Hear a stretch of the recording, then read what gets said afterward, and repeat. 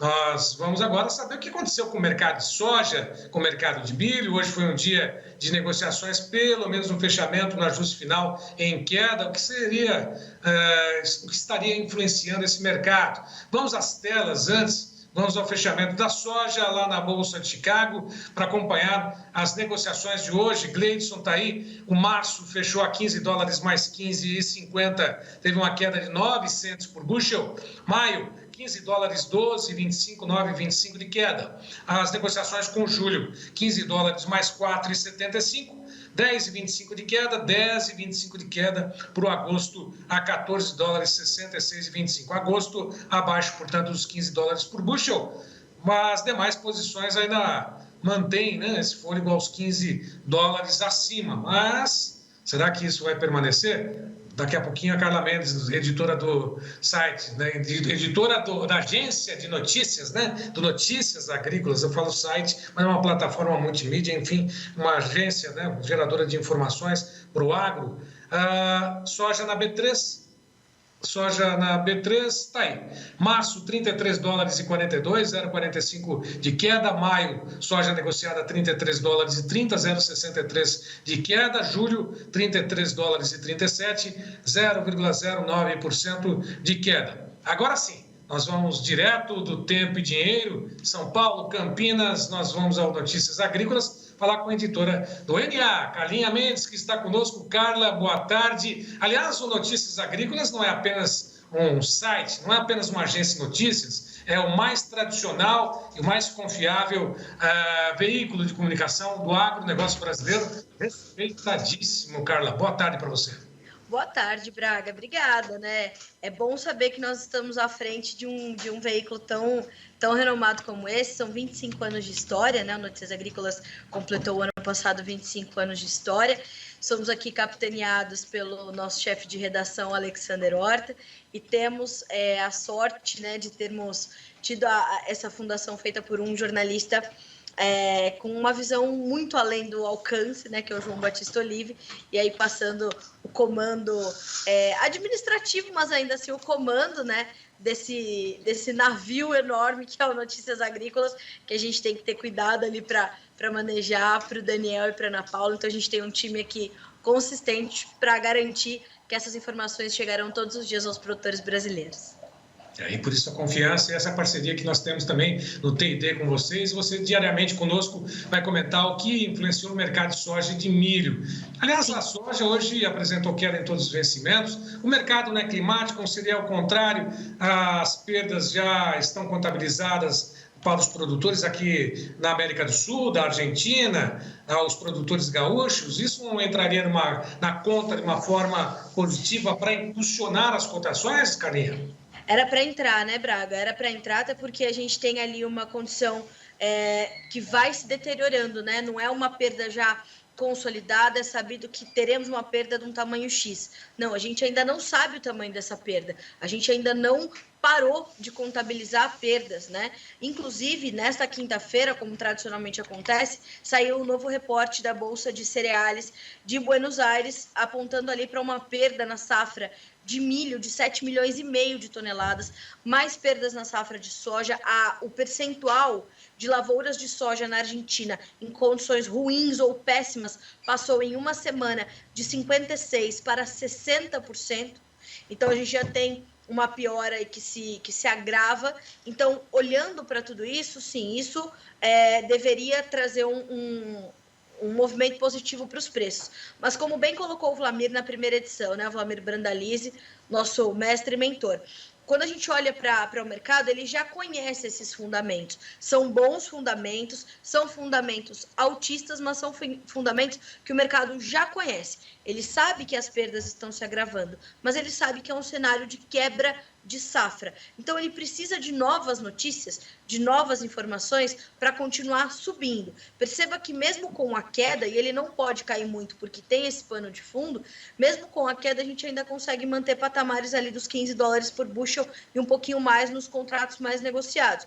Isso é um sinal de que o mercado não pode se distanciar muito disso, justamente por conta desses fundamentos. E soma-se a isso essa questão aqui no Rio Grande do Sul e as outras perdas que a gente contabiliza aqui no Brasil, em função, claro, de adversidades climáticas, o destaque ainda é o Rio Grande do Sul, mas a gente tem perdas por seca em outros locais e pelo excesso de chuvas em outros ainda. Então, isso ainda está na conta do mercado. E mais do que isso, volto a dizer, estamos no pico do mercado climático para a América do Sul. O que isso significa?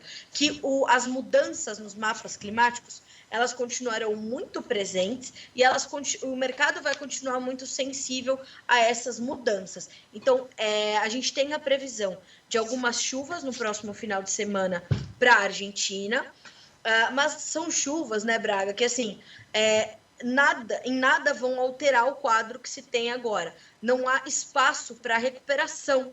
Há espaço para alguma recuperação daquilo que foi plantado um pouquinho mais tarde, mas ainda assim é muito estreita essa janela de retomada, de recuperação. Até porque essas estimativas para a safra vêm sendo reduzidas, né, pelas instituições americanas, pelas instituições argentinas ou americanas, enfim. Então, há um problema que o mercado já conhece. Então, a gente precisa de mais notícias, né, e essa sinalização de chuvas acabou fazendo com que também os traders ali, os investidores, os fundos, fossem devolvendo uma parte das suas posições e garantindo essas baixas e colocando dinheiro no bolso, né? Então, também tem essa atuação dos fundos investidores. Bom, de alguma forma, nós vimos na primeira edição do TID, muitos produtores, principalmente do estado do Paraná, a soja tem um bom desenvolvimento, recebeu em algumas regiões uma chuva bem adequada, mas começa a apresentar aquele problema todo do ataque, até mesmo mofando em algumas regiões. Sim. Tudo isso, a gente percebe que o excesso também de chuva traz problemas, é lógico, tudo isso vai ser contabilizado lá na frente. Mas na Argentina a situação realmente ficou mais complicada, porque tudo isso pesa diretamente na economia. A economia da Argentina, assim como a do Brasil, depende das exportações do agronegócio, depende também de uma produção que certamente vai ter uma quebra muito grande lá. Esse fator, como eu disse para você, até pergunto, deveria ser altista, né? Mas os fundos estão atuando nesse momento. Como é que está a atuação dos fundos? Essa queda que a gente viu hoje seria mais uma queda técnica de atuação de fundos mesmo? Porque os fundamentos não são esses. Exatamente. Uma parte vem dessa atuação dos fundos, uma parte vem dessa projeção de chuvas, que apesar de não promover uma recuperação considerável das lavouras, nem de soja, nem de milho, ela entra no radar e dá espaço justamente para essa correção técnica, então isso é um fator de pressão. A gente tem também a queda do óleo de soja, hoje foi um dos destaques, os futuros do óleo terminaram o dia com mais de 1% de baixa, então olhando para isso, a gente vê que há alguns pontos que pesam sobre o mercado, que pressionam as cotações. E com tudo isso costurado, a gente vai ver o mercado recuar. E volto a dizer, né, Braga? A gente está falando de... O farelo também devolveu bastante, então essa atuação, né, dessa mudança de posições, os fundos vão fazer dinheiro e colocar no bolso. Alguns desses fundos, né, os gerenciadores desses fundos nunca nem viram um pé de soja, mas vão botar o seu dinheiro aonde está dando mais lucro. E essa movimentação dos ativos, essa movimentação dos recursos, ela promove movimentos como esse. Então, hoje foi um dia de queda para o complexo soja, né? Não só para a soja em grão. O farelo fecha com com 1,5% de baixa, o óleo com 1,5% de baixa. Isso é reflexo da possibilidade de chuvas na Argentina e essa devolução, essa venda de posições aí por parte dos fundos que, né, subiram bastante, vieram fazendo essas compras para na sequência vender isso em valores mais elevados e garantir o seu lucro, colocar lucro no bolso e vamos ver qual é o próximo capítulo. Então é mais ou menos assim que as coisas se desenham. Então às vezes a gente tem um quadro realmente mais altista entre os fundamentos, mas vai haver esses dias de correções técnicas, de movimentações quase que gráficas, né, do mercado. Então, você pode perceber, olhando aqui na tela das commodities, que nós temos os grãos em queda na Bolsa de Chicago, na Bolsa de Nova York, baixas para o açúcar e para o algodão, que também foram ativos que subiram bastante nessa semana. O açúcar voltou ao patamar dos 20 centes de dólar por libra-peso, o algodão subiu forte no começo da semana acompanhando o petróleo, e mesmo com o petróleo subindo hoje, subindo mais de 1% agora, a gente tem esse recuo das outras commodities, ou seja, elas ficaram atrativas para essas vendas de posição e a gente sente essa pressão, portanto, em Chicago. Tá bom, segue-se o dinheiro segue o dinheiro e vai para onde tem uma melhor remuneração. A colheita em algumas regiões vai começar, logo a safra vai estar sendo posta nas estradas. Dá para falar sobre prêmio só para poder finalizar com soja?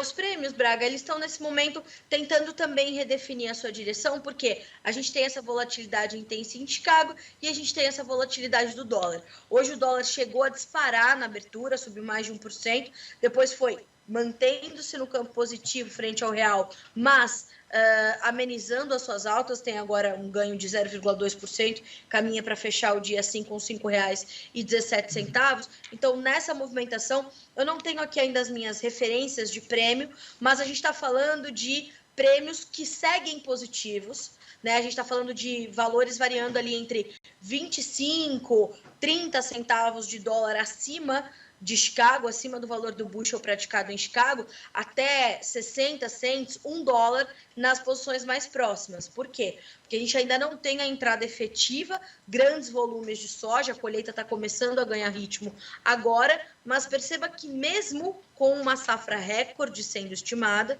mesmo que ela não alcance o seu potencial inicial todo, né? A gente está falando de uma safra de pelo menos 150, 149 milhões de toneladas, a depender aí da estimativa que a gente for se pautar, ainda assim a gente está falando de prêmios positivos. Isso porque a demanda pela nossa soja, Braga, está muito forte. Devemos ter demanda interna forte e demanda para exportação também aquecida. Essa junção é que tem dado suporte aos nossos prêmios.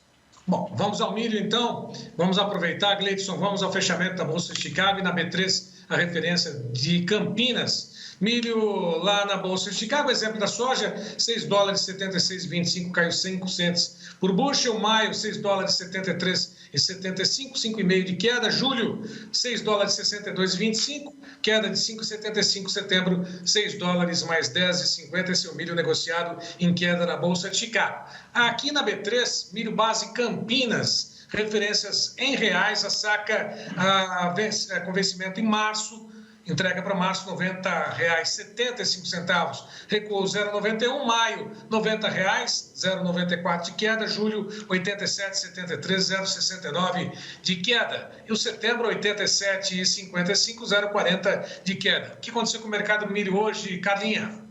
Pois é, Braga, a gente continua vendo as cotações cedendo na B3, acompanhando esse movimento de Chicago, e parte dessas baixas foi realmente reflexo das perdas no mercado internacional. A gente vê que ainda assim a gente está falando de um milho que tenta manter ali o patamar dos R$ 90 por saca, então março e maio fechando acima disso, julho e setembro, e aí já refletindo a chegada da safrinha 23 um pouquinho abaixo disso, mas ainda assim são preços fortes e remuneradores para o produtor, e o que a gente começa a perceber também, de acordo com as informações da Brandalize Consulting, que aos poucos a indústria nacional, principalmente o setor de ração, vai intensificando seus negócios aqui no Brasil, vai se mostrando mais presente nas compras. Isso deve começar a reverter um pouquinho esse sinal. Atenção à movimentação em Chicago, que hoje também cedeu o milho em função dessas condições aí de previsões de algumas chuvas chegando para a Argentina, apesar desse corte, né, esse novo corte que a Bolsa de Cereais traz,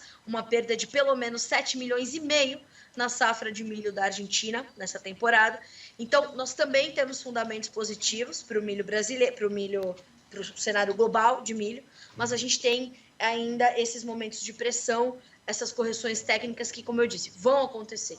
Elas vão aparecer, a demanda por milho na exportação vai bem, aqui dentro, como eu falei, volta a ganhar ritmo, um pouco mais de fôlego, segundo nos informa o Vlamir, e aí a gente vai tentando entender qual vai ser o papel do dólar na formação dos preços para o produtor e como é que vai continuar essa relação B3 Chicago. Esse sim vai ser um outro movimento importante da gente acompanhar. Bom, exportações certamente estão também com uma expectativa de serem aquecidas, e é lógico, a queda nos preços também reflete nos portos com a entrada da safra. Com certeza. A gente tem tido, né, a gente ainda tem esse reflexo da safrinha e dos volumes que a gente tem para negociar da segunda safra, mas a gente não pode, evidente, esquecer que a gente tem aí a safra de verão sendo colhida, né, principalmente ali no Rio Grande do Sul. E também, de acordo com o Vlamir Brandalize, a gente vê essas indústrias, de fato, voltando ao mercado, as indústrias nacionais, vindo buscar esse milho verão que está chegando. Então, a entrada dessa safra de verão ajuda também a intensificar essa pressão nos futuros negociados do milho lá na B3. Tá certo. Carinha, um show de informação. Mais uma vez, muito obrigado. Até amanhã. Até amanhã, Braga. Obrigada.